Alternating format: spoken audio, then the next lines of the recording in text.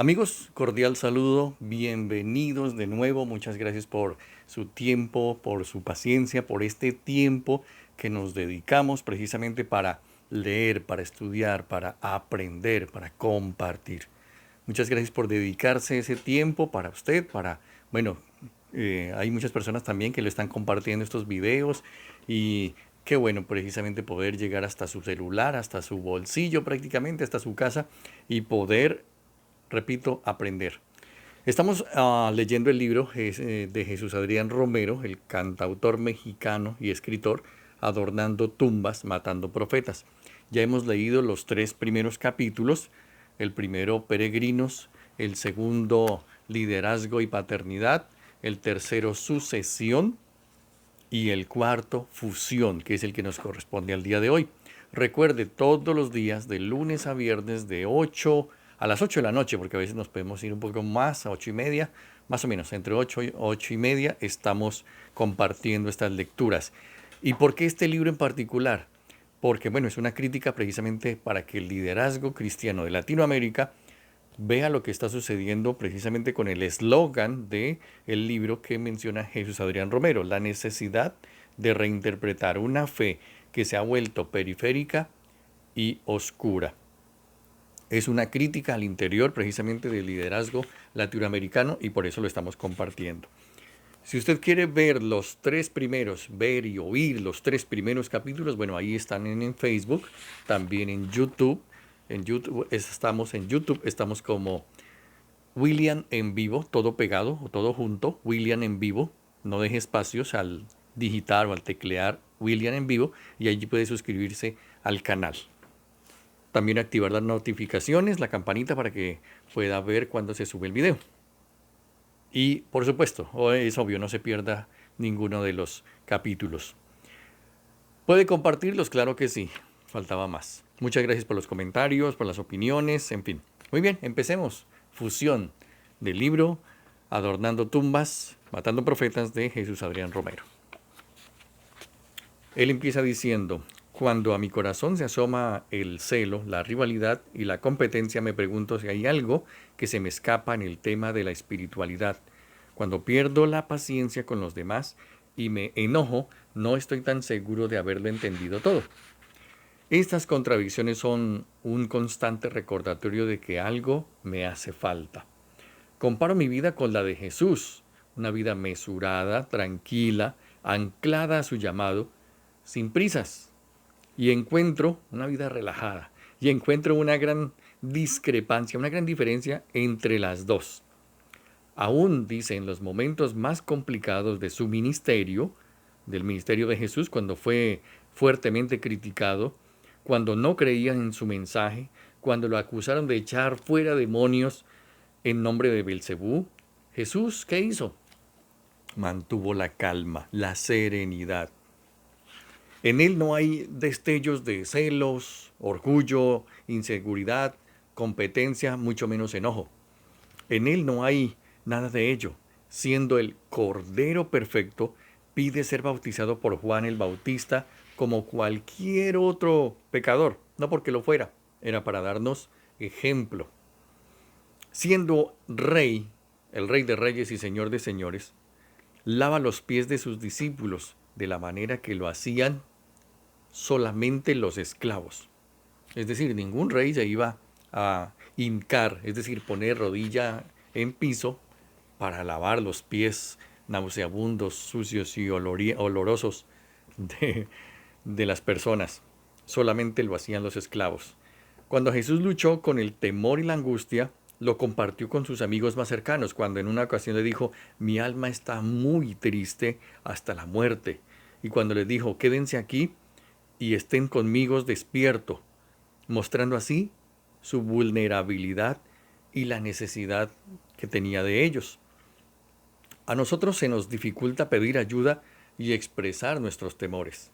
Pensamos que el compartir nuestras luchas con los demás nos pondrá en mucha desventaja. Quedaremos simplemente a merced de otros. Perderemos el control. Razonamos así porque vivimos en un mundo donde el ego nos ata, nos amarra y nos lleva a la competencia. Pero Jesús fue completamente diferente. Aunque era un hombre como nosotros, era distinto a nosotros, vivía en una dimensión espiritual mucho más profunda que la nuestra.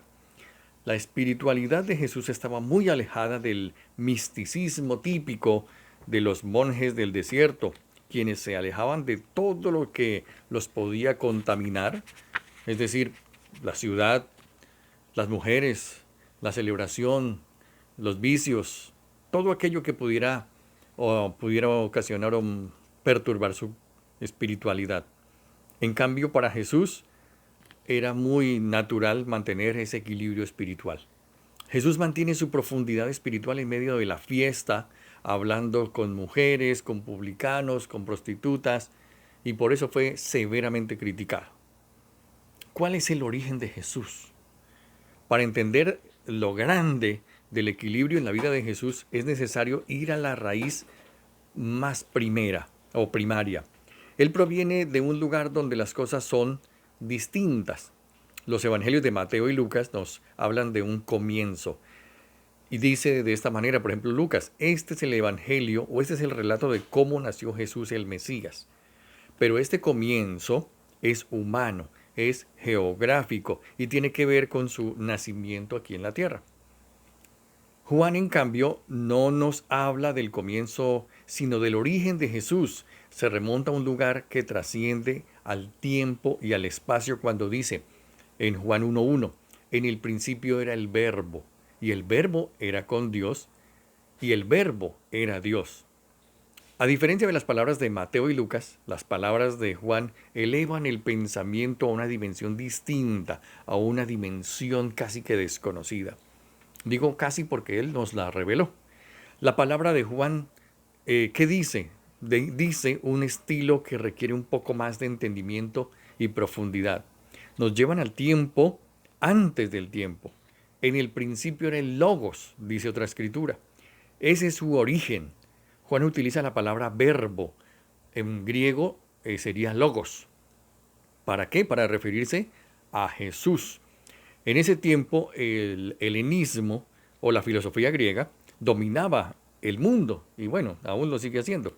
Los pensadores estaban muy familiarizados con esa idea del logos, del verbo, que el evangelista utiliza cuando cuenta la historia del Hijo de Dios. Los griegos creían que en el universo había cierto orden, un plan definitivamente. Intuían que había una razón divina detrás del cosmos. Esa razón divina, decían ellos, ordena y le da forma a todo lo que existe. A fuerza le llamaban logos, pero el conocimiento que tenían de este era inconcluso. Solo había apenas un pequeño destello de esa idea. Juan toma esa misma palabra para construir su argumento cuando escribe Jesús es el verbo y añade, y el verbo, o sea, el logos, se hizo carne y habitó entre nosotros lleno de gracia y de verdad. Y vimos su gloria, gloria como el unigénito del Padre. Entonces, ese orden es el plan en el universo. Esa razón que ordena y da forma a todas las cosas es Jesús. Y lo ha sido desde el principio. Esta es su raíz más profunda, su origen, y allí se encuentra la razón de su carácter. Cuando los judíos se niegan a creer que Jesús es Dios y se enorgullecen de ser hijos de Abraham y le dicen, Abraham tenemos por padre, ¿quién eres tú? Él responde, antes que Abraham fuese, yo soy. Pablo escribió de la preexistencia de Cristo cuando dijo, porque por medio de él, ¿de quién? De Cristo fueron creadas todas las cosas en el cielo y en la tierra, visibles e invisibles, por medio de él y para él. Él es antes a todas las cosas que por medio de él forman un todo coherente, dice la palabra. Por eso ese logos también es una persona, obviamente, Jesús, que habita con otras, en este caso, lo que llaman en algunos lugares, el verbo estaba con Dios. Esa es su raíz más profunda, su origen, y allí se encuentra la razón de su carácter. Recalco, porque es importante tener siempre presente este principio. La Biblia habla de un solo Dios, pero varios pasajes de las Escrituras nos dan la referencia de un Dios manifestado en tres eh, personas, como Padre, como Hijo y como Espíritu. Aunque pues sabemos que estas tres referencias o estas tres manifestaciones son manifestaciones de Dios. Los primeros padres de la iglesia compararon esas manifestaciones con una danza. La palabra que utilizaban era a ver, espérenme que esta palabra sí es un poco rara. Pericoresis. Pericoresis, mejor. Pericoresis. Este era también el nombre de un baile en el que participaban girando en torno al otro, entrelazados mutuamente como si fueran uno solo. Todos hemos visto esas danzas griegas en las que hay música, alegría y una sincronización casi que perfecta. Los mismos movimientos, muy coordinados, deferencia y felicidad llevan en sus participantes el momento en que todos se convierten en un solo baile, en una sola danza. Muy bien, de esa manera era que lo, lo comparaban. C.S. Lewis, uno de los teólogos y apologetas más importantes en la historia del cristianismo, dijo: Dios no es algo estático, sino una dinámica y palpitante actividad. Es vida, es como un drama. Si me permiten ser irreverentes, es casi un tipo de danza. El patrón de esa vida es una gran fuente de energía y belleza brotando en el mero centro de la realidad. Eso fue lo que escribió C.S. Lewis, uno de los teólogos más reconocidos de la iglesia. También Jesús es fuente de energía y belleza. Así que esa comparación a una danza en la que hay deferencia y reconocimiento mutuo, también hay una fluidez perfecta de actividad en la que nadie está en competencia con nadie, es una relación de amor, honor, armonía y admiración. Esa dinámica se ve claramente ilustrada en el bautismo de Jesús. Recordemos que Jesús vino para ser bautizado por Juan en el río Jordán, y allí la señal que fue dada para el apóstol Juan. Juan el Bautista, exactamente. Amor, armonía, deleite y reconocimiento. A través de su ministerio, Jesús nos muestra la relación de amor que tenía con el Padre y su relación con el Espíritu Santo. Inmediatamente después de ser bautizado, el Espíritu Santo lo lleva al desierto, donde ayunó 40 días y 40 noches y fue tentado por el enemigo, que en griego es acusador, y la palabra griego en acusador es diablo. Su relación íntima con el Padre es innegable. Yo y el Padre uno somos, dijo en una escritura. En otra parte dice: solo hago lo que veo que hace Dios mi Padre. Las palabras que les hablo son palabras de mi Padre, dice otra escritura. Podemos notar esa armonía de una manera aún más profunda cuando nos acercamos a Jesús en el momento de orar y lo escuchamos dirigiéndose al Padre como Abba, la forma diminutiva de papá en arameo, algo así como papito o papi. Papito es Dios, como le solemos decir en varias de nuestras oraciones, o como al menos personalmente yo le oro a Dios. Jesús insiste en que nosotros conozcamos ¿a quién? A su Padre, y nos relacionemos con Él. Recordemos que quien engendró a Jesús fue el Espíritu Santo. Le dijo: no temas, a José le dijo: no temas recibir a María tu mujer, porque lo que en ella es engendrado, ¿de quién es? Del Espíritu Santo es. Fíjense, también dice en otra: vuestro Padre sabe de qué cosa tenéis necesidad. Cuando dice que conozcamos a su Padre. Vuestro Padre sabe de qué cosa tenéis necesidad antes que vosotros le pidáis. Fíjense en las aves del cielo. El Padre Celestial las alimenta. ¿No valen ustedes mucho más que ellas? Así que pidan y se les dará. Aparte de querer que nos relacionemos con el Padre, también nos dice: sean hijos de su Padre que está en el cielo. Él hace que el sol salga sobre buenos y sobre malos, y que llueva sobre justos e injustos. No hacer acepción de personas es alejarnos de la rivalidad y la competencia. Jesús empuja una y otra vez esta idea de Dios como Padre. Sus palabras, sus parábolas se encuentran impregnadas y llenas de esa imagen de un Dios de amor y compasión, uno que quiere salvar y no condenar, uno que quiere salvar y no castigar. Porque muchos de nosotros tenemos de pronto la idea, voy a decirlo y perdóneme, retrógrada, de que Dios está en el cielo meciéndose en una mecedora, con un fuete en la mano esperando que llegue la hora del juicio, donde todos se van a presentar delante de él y él va a actuar como juez y los va a castigar. No, Jesús mismo se presentó y por eso nos dejó la parábola del hijo pródigo, ese padre amoroso que no le interesó lo que su hijo hizo, sino que al contrario, lo premió. ¿Por qué? Porque él se arrepintió y volvió a su casa. Ese es el carácter de Dios, un Dios amoroso. Y se fusiona, quiere fusionarse con nosotros. ¿Por qué insiste tanto? Dice, Él vino para ser parte de nosotros, dice la Biblia. Dice también en 1 Timoteo 3:16 que Él se hizo hombre, se hizo carne, en Él habita total, corporalmente la plenitud de la deidad, y grande es el misterio de la piedad. Dios fue manifestado en carne, predicado a los gentiles, creído en el mundo y recibido arriba en gloria. Él se hizo hombre. Y Él dice, vino a ser parte de la comunidad humana para invitarnos a ser parte de la comunidad divina. Dejó el cielo para que nosotros podamos ir allá mismo. ¿Qué tal si convirtiéramos nuestras relaciones en esa danza? ¿Qué tal si decidiéramos dar honor a los demás?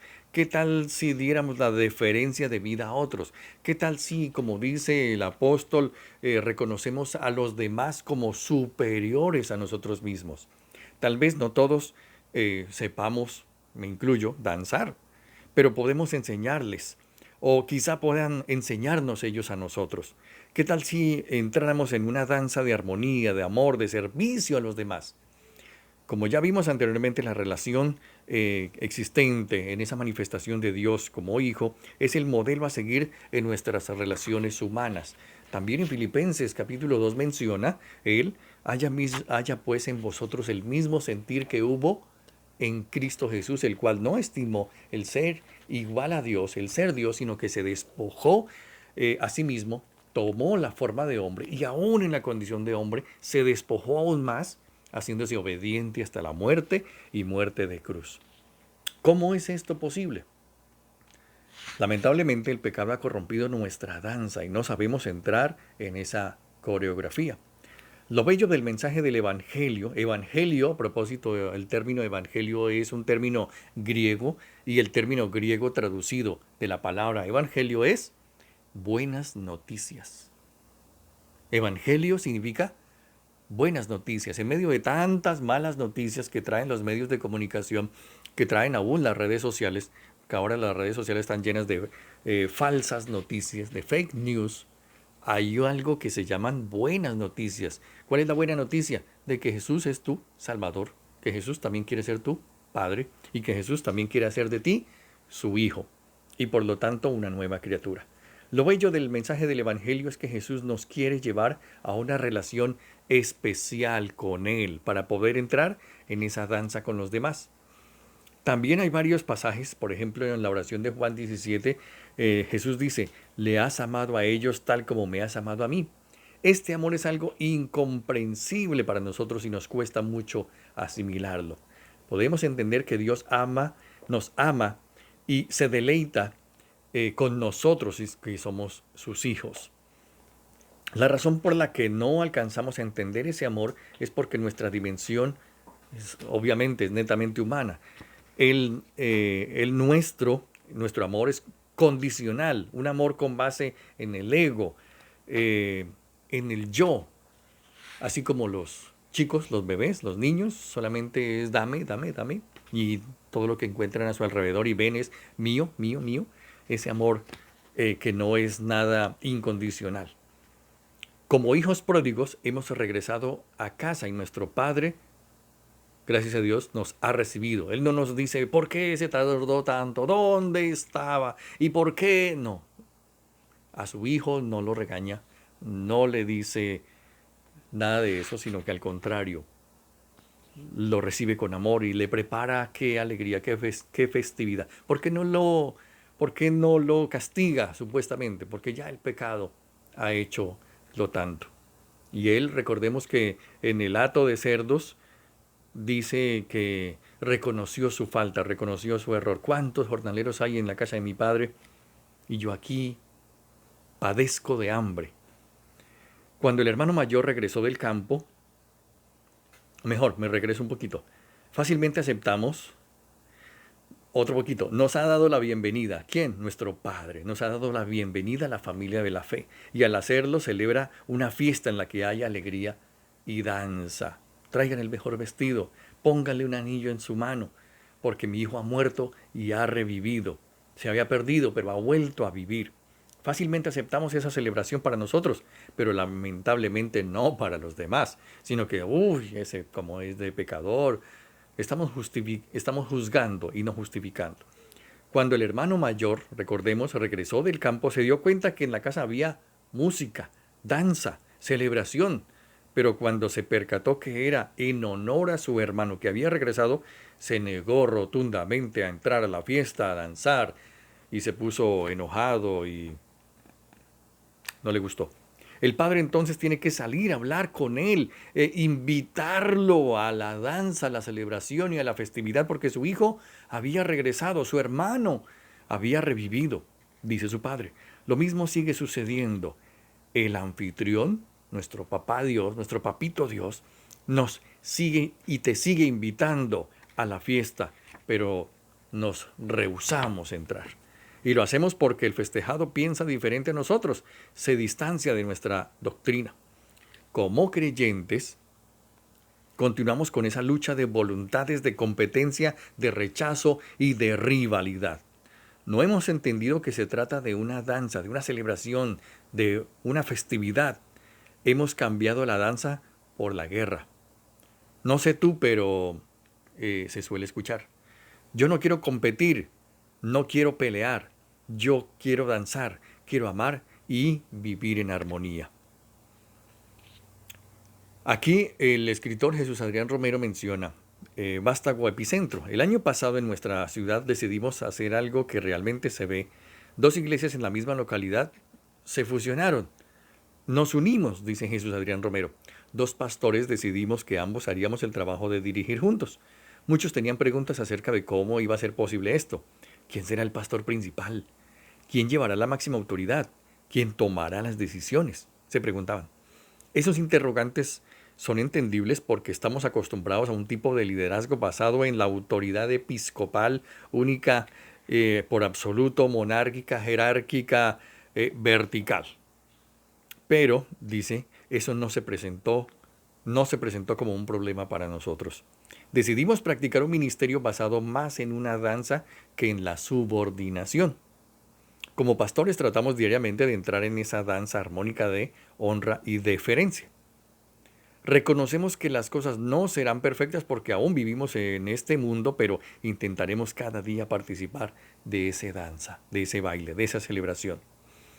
Así que los miembros de esa comunidad no necesitan mostrar autoridad o majestad entre ellos, porque hay una deferencia del uno a los otros, un honor del uno a los otros, una armonía del uno a los otros. Hemos errado y nos hemos ido del lado de la autoridad en vez del lado del amor. Hemos sido creados a su imagen, recordemos. Somos como seres humanos creados a la imagen de Dios, la cual en esencia se trata de relaciones de amor y se trata de duplicar entre nosotros la conexión que hay en esa armonía que existe en Dios. Capítulo 5. Ella. Vamos a hablar de este capítulo 5 el día de mañana. Recuerde, 8 de la noche, de lunes a viernes, en William en Vivo. Un servidor, William Delgado. Recuerde seguirnos en nuestras redes sociales. Este es el libro Adornando tumbas y matando profetas del escritor mexicano, cantautor también, Jesús Adrián Romero. Un servidor, William Delgado. Muchas gracias, muchas bendiciones.